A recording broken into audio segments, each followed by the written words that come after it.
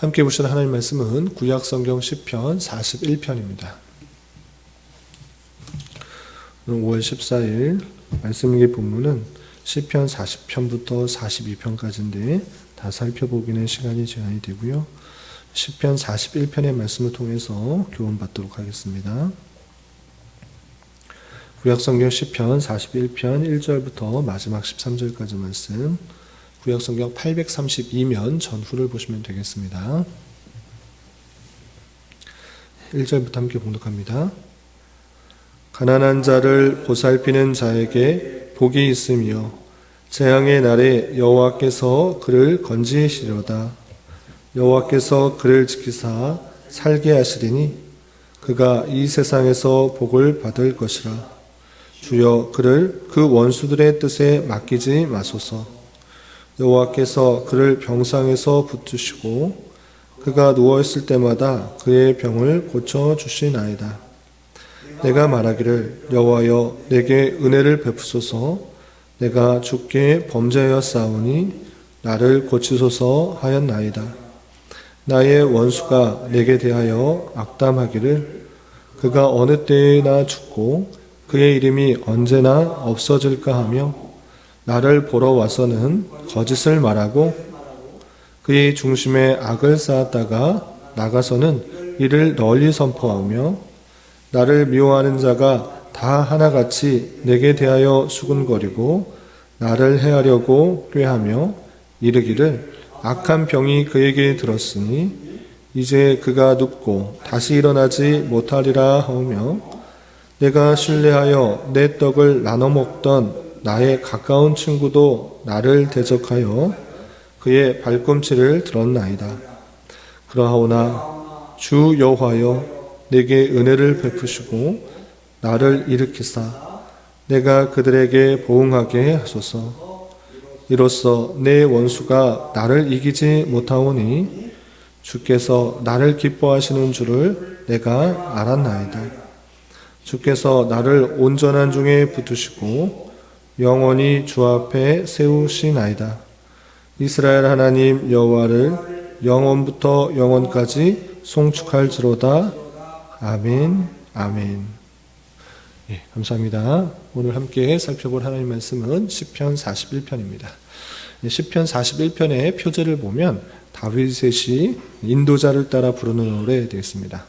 인도자를 따라 부르는 노래라는 것은 주일날도 한번 설명했다시피 인도자가 먼저 선창을 하면 회중들은 후창을 하는 방식으로 불렸을 것으로 생각할 수 있습니다. 그리고 기록자가 누구인가라고 할 때 다윗의 시라고 되어 있는데 다윗이 그러면 언제 이 시를 지었을까라고 했을 때 시편의 내용을 살펴보면 그것을 좀 추측할 수 있는 상황들이 나오고 있습니다. 어떤 표현들이 있는가 보시면 4절에 이런 표현이 있습니다. 4절 보시면 내가 말하기를 여호와여 내게 은혜를 베푸소서. 내가 주께 범죄하였사오니 나를 고치소서 하였나이다 라고 하면서 시편 기자 다윗이 지금 주께 범죄하였다라는 것들을 고백하며 나를 고쳐달라라고 하고 있습니다. 그러니까 시편 기자 다윗은 범죄함으로 병에 들렸다라는 것을 추측할 수 있는데 더 구체적으로 그런 표현들이 몇몇 구절 더 드러나고 있습니다. 어떤 구절들이 있는가 보시면 3절에 이런 표현이 있습니다. 3절 그를 병상에서 붙드시고 그가 누워있을 때마다 그의 병을 고쳐주시나이다 라고 하면서 병상 또 병을 고쳐주신다 이런 표현이 나오고요. 특별히 더 구체적으로 8절에는 이런 표현이 있습니다. 8절 보시면 이르기를 악한 병이 그에게 들었으니 이제 그가 눕고 다시 일어나지 못하리라 하며 라고 하면서 대적들이 자신에 대하여서 악한 병이 들었으니까 이제 다시 일어나지 못한다 이렇게 표현하고 있는 것을 볼 수 있습니다. 그래서 종합적으로 살펴볼 때 다윗이 이 시를 지을 때는 하나님 앞에 범죄하여서 병에 걸렸고 그 병에 걸렸을 때 자신의 아들인 압살롬과 그의 추종 세력들 다윗과 가까운 친구들조차 다윗의 아들인 압살롬의 반역에 참가해서 자신을 공격하고 있는 그런 상황에 지어졌을 것이다 이렇게 생각할 수 있는 것입니다.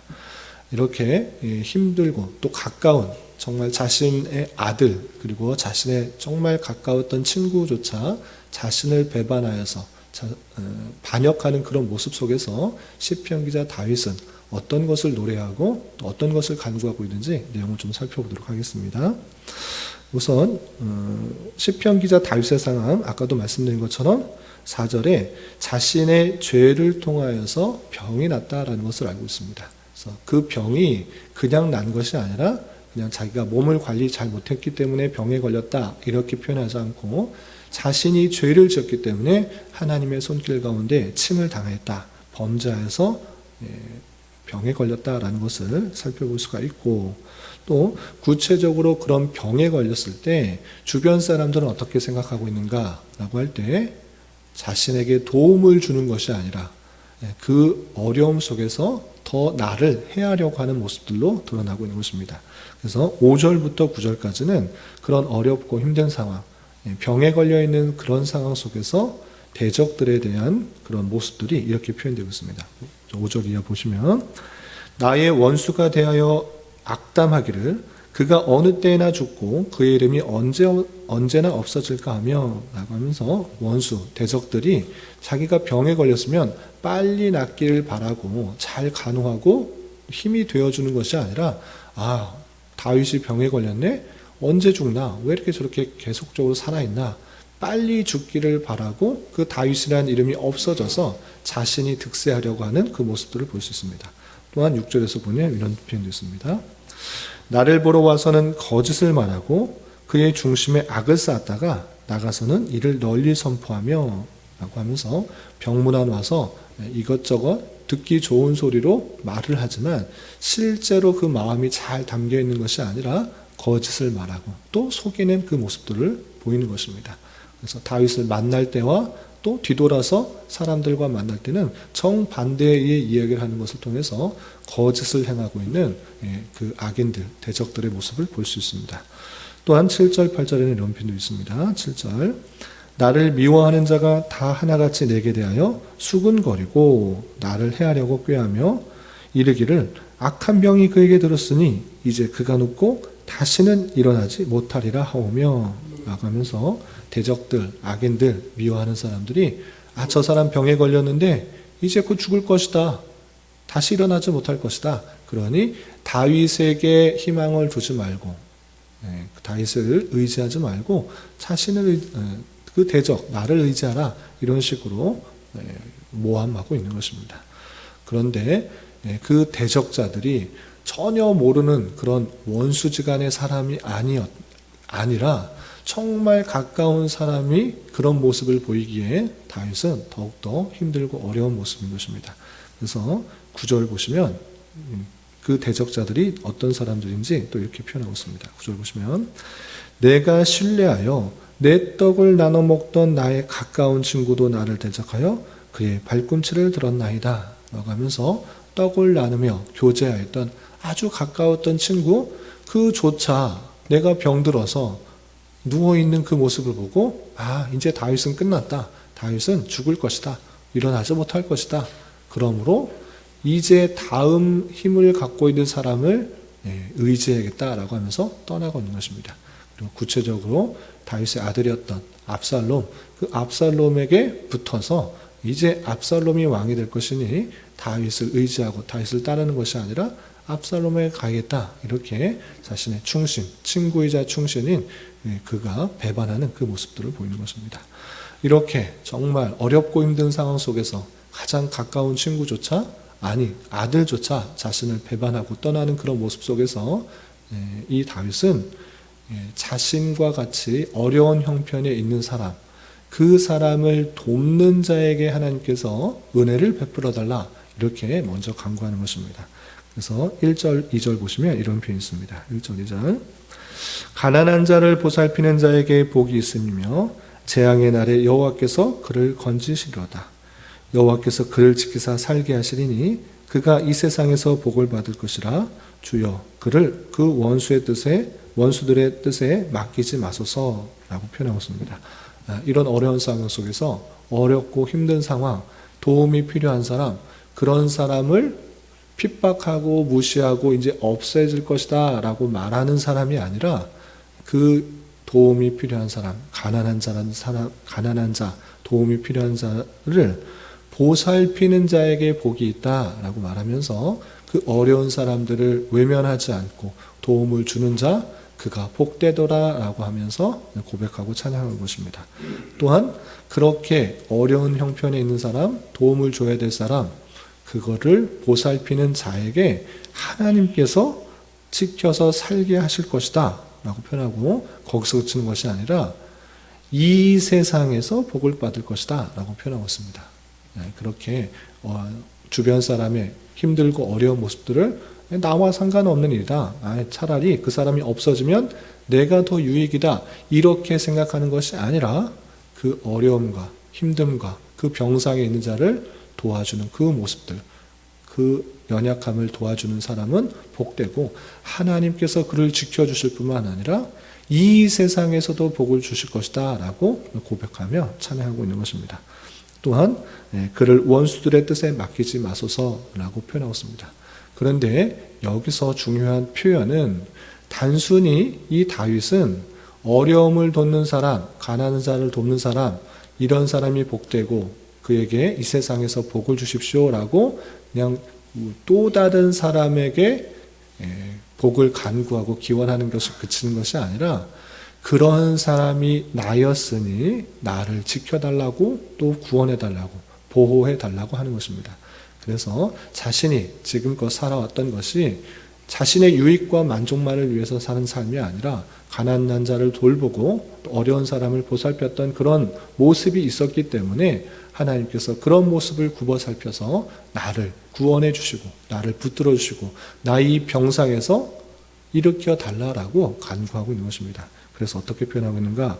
2절 말미에서도 주여 그를 그 원수들의 뜻에 맡기지 마소서라고 하면서 이 글을, 가난한 자를 받는 글을 자신의 상황과 동일시하고 있다는 것을 살펴볼 수 있습니다. 그리고 3절에서도 어떻게 표현하고 있는가? 3절 보시면 여호와께서 그를 병상에서 붙드시고 그가 누워있을 때마다 그의 병을 고쳐주시나이다 라고 하면서 이 가난한 자를 계속 그로 받고 있는데, 그는 자신과 동일한 상황과 접목하면서 내가 가난한 자를 도왔었고 연약한 자에게 힘썼기 때문에 이 원수들의 핍박의 상황 속에서 또 병상에 있는 상황 속에서 나를 건져주시고 나를 지켜주시고 이 세상에서 생명을 살리고 복을 달라라고 하는 그 모습을 볼 수 있습니다. 또한 10절에는 이런 표현도 있습니다. 10절, 이런 어려운 상황 속에서 시편 기자 다윗의 간구는 이런 표현, 이렇게 간구하는 것입니다. 10절 보시면 그러하오나, 여기서 그러하오나는 가장 가까운 사람조차 나를 배반하여서 떠나고 또 많은 대적들이 다윗이 죽을 것이다 라고 그렇게 비방하는 가운데 있으나 주 여호와여 내게 은혜를 베푸시고 나를 일으키사 내가 그들에게 보응하게 하소서라고 하고 있습니다. 하나님, 지금 내가 하나님 앞에 범죄해서 병들었고 침상에 누워있는데 대적들은 다 이것을 보고 이제 다윗이 죽겠구나, 다윗은 일어나지 못겠구나, 아들조차 그리고 친한 친구조차 다 배반하여서 나를 떠나서 그렇게 하고 있는데, 주님 나를 일으켜 주십시오. 나 다시 한번 일어나게 해주십시오. 다시 건강을 되찾아서 그 악한 자들, 그들에게 보응하게 해주소서라고 하고 있습니다. 그런데 여기서 중요한 게 있습니다. 아니, 그 악한 자들을 어느 때는 하나님께서 보응해달라고 하면서 왜 지금은 자신이 건강을 회복하여서 내가 그들을 보응하게 해달라고 하는가? 하나님께서 그 악한 자가 잘 되는 것, 하나님께서 신원해달라고 탄원하지 않고 왜 자신이 회복되어서 그들을 보응하게 해달라고 하는가? 이것에 다른 시편과 차이점이 있는데, 왜 그렇게 자신이 회복되어서 그들을 보응하게 해달라고 하는지, 악에 대해서 보응하게 해달라고 하는지, 그 내용이, 알 수 있는 내용이 11절 바로 뒤에 이어지고 있습니다. 11절 보시면 내 원수가 나를 이기지 못하오니 주께서 나를 기뻐하시는 줄을 내가 알았나이다 라고 표현하고 있습니다. 이 내용이 무엇인가 라고 할 때, 자신이 병상에서 죽고 사는 것, 그것보다 더 중요한 것이 무엇인가? 이 다윗은 하나님의 주권, 하나님께서 세우신 것이, 하나님께서 즐거워하는 것이 무엇인지를 알고 있는 것입니다. 그래서 단순히 내가 억울하게 내가 모욕을 당하고 또 배반을 당했으니까 내 이 억울한 것 그냥 보응하겠다, 저 악한 사람들 내가 처치하겠다, 이런 마음을 갖고 있는 것이 아니라, 내가 왕이 된 것은 내가 열심으로 내 노력과 수고와 내 뛰어남으로 왕으로 된 게 아닌데 하나님께서 세워주신 것이고 하나님께서 나를 통해서 그 뜻을 드러내시려고 하신 것인데, 저 대적들은 하나님의 권세와 하나님의 주권과 하나님의 능력을 무시하고 나를 조롱한 것이다 라고 표현하고 있는 것입니다. 그러므로 하나님께서 기뻐하는 것이 무엇인지를 아는 자로서 다윗은 내가 회복되는 것, 내가 올바르게 다시 서서 그 악한 무리들, 악한 마음들, 하나님의 뜻을 저버린 사람을 없애는 것이 올바른 뜻이다, 이렇게 생각하는 것입니다. 그래서 자신이 악한 것을 없애겠다, 나에게 잘못한 사람들 다 없애버리겠다, 이런 악한 마음을 품는 것이 아니라 하나님의 뜻, 하나님께서 기뻐하시는 것이 무엇인지를 아는 자로서 내가 회복되고 또 온전케 되는 것이 하나님의 뜻인 줄 알고, 또 그것을 통해서 대적자들을 보응하는 것이 하나님께서 기뻐하시는 일이다 생각하면서 자신의 회복을, 그 병상에서의 치유를 간구하고 있는 것입니다. 그런 가운데 이 일들이 그냥 자신의 힘 또는 노력, 계획, 자신의 그런 정욕이 아니라, 그냥 소망사항이 아니라 하나님께서 이 모든 것들을 선하게 이끌어 주시고 역사하실 것이라는 것을 굳게 믿으면서 이렇게 고백하면서 이 시편이 맞춰지는 것입니다. 그래서 보시면 마지막 12절, 13절 보시면, 주께서 나를 온전한 중에 붙드시고 영원히 주 앞에 세우시나이다. 지금은 비록 병상에 누워있는 모습이고 언제 일어날지 모르니까 대적자들은 저 다윗은 이제 끝났다, 다윗은 이제 죽을 것이다, 다시 일어나지 못할 것이다, 이렇게 말하고 있지만 다윗은 알고 있는 것입니다. 내가 이렇게 죽는 것은 하나님의 뜻이 아니다. 하나님께서 나를 이렇게 세우려고 나를 왕 위에 올렸는가? 아니다. 내가 지금 병상에 누워있는 것은 나도 안다. 내가 지금 죄를 지었기 때문에, 범죄했기 때문에 하나님께서 잠시 치신 것이지 죽이려고 하신 것 아니다라는 것을 알고 있는 것입니다. 그렇기 때문에 다윗은 이제 회복시키실 것을 아는 것입니다. 나는 이제 하나님 앞에 회개하기 때문에 내 잘못을 뉘우쳤고 내가 주님 앞에 정말 자복하며 엎드려졌기 때문에 다시 일으켜 세울 것을 아는 것입니다. 그래서 앞으로 나를 온전한 중에 붙주시고 영원히 주 앞에 세울 것을 확신한 가운데 하나님께 감사 찬송을 올리는 것입니다. 그래서 13절을 보시면, 이스라엘 하나님 여호와를 영원부터 영원까지 송축할지로다. 아멘, 아멘 하면서 하나님의 그 인도하심 가운데 자신이 회복되고 주 앞에서 영원히 서서 하나님의 뜻을 드러낼 사람으로서 반드시 서게 될 것을 선취적으로, 아직은 병상했지만 앞으로 그렇게 될 것을 굳게 믿으며 주님을 송축하며 높이며 영광을 돌리며 시를 마치는 것을 볼 수 있습니다.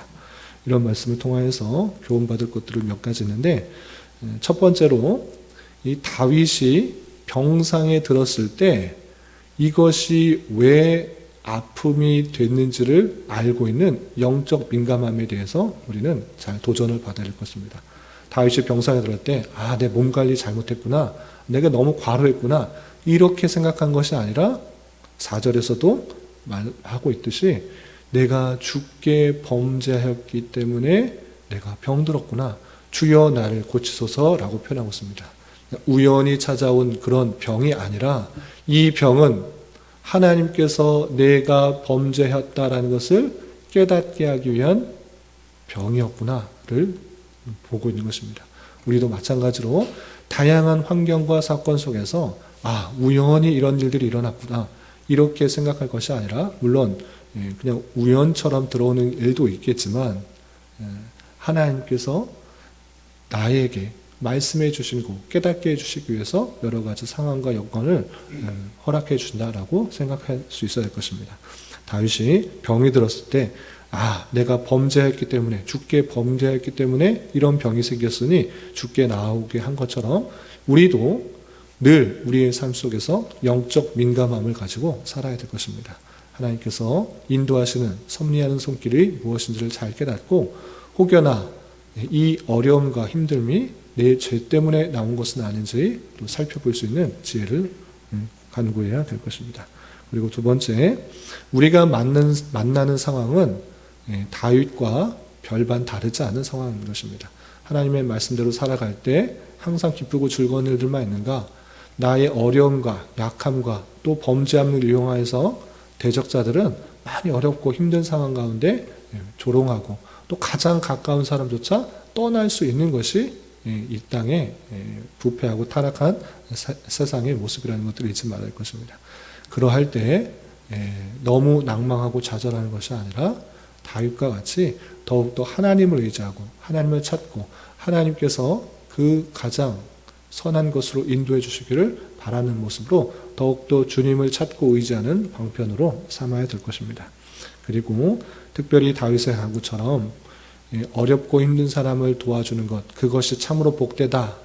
그런 사람에게 복을 주시고 이 세상에서 복을 받을 것이고 또 구원케 하실 것이다 라는 그런 것처럼 우리 자신의 만족과 기쁨과 또 유익만을 위해서 살아가는 삶이 아니라 내 주변에 어렵고 힘든 사람, 도움이 필요한 사람, 가난한 사람, 그 많은 사람들이 있는 줄 알아 그런 사람들에게 또 내게 가진 기회를 베풀고 나누는 그런 삶을 살아야 될 것입니다. 그런 가운데 하나님께서 주시는 놀라운 은혜 가운데 우리가 또 하나님의 섭리 가운데 여러 가지 것들을 깊이 경험할 것이고 또 한 가지 또 교훈을 드리면 다윗의 고백처럼 내 유익과 만족과 힘을 위해서 왕이 되고 건강을 회복하게 해달라는 것이 아니라 하나님께서 기뻐하시는 일이 무엇인지를 생각하면서 내가 회복하게 되고 그 악한 것들, 하나님의 권세와 하나님의 뜻을 저버린 자를 물질리고 보응하게 해달라는 것처럼 우리의 삶의 목표가 늘 하나님의 뜻과 하나님의 영광과 하나님께서 기뻐하시는 일들을 이루기에 힘써야 될 것입니다. 그런 삶을 살아갈 수 있는 저와 여러분, 우리 모두가 될 수 있기를 진심으로 기원합니다. 기도하겠습니다. 하나님 아버지 감사합니다. 오늘 말씀을 통하여 악인의 핍박과 위협 속에서도 또 성도가 어떠한 삶을 살아가고 있는지 살펴보았습니다.